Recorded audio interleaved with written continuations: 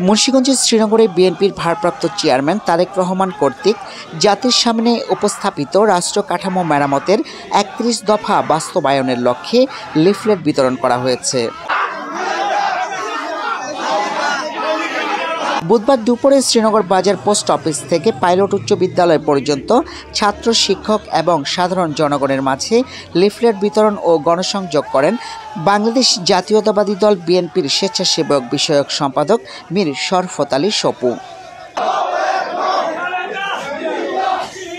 তিনি বলেন, ইসকনের মাধ্যমে আওয়ামী লীগের স্বৈরাচাররা ষড়যন্ত্র করছে।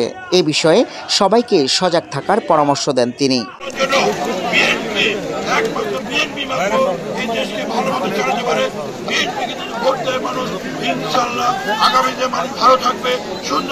আমাদের প্রিয় নেতা,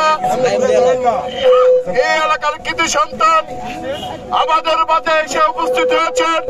এ সময় উপস্থিত ছিলেন কেন্দ্রীয় স্বেচ্ছাসেবক দলের সাবেক সহ সভাপতি আওলাদ হোসেন উজ্জ্বল সহ বিএনপি ও অঙ্গ সংগঠনের বিভিন্ন স্তরের নেতৃবৃন্দ।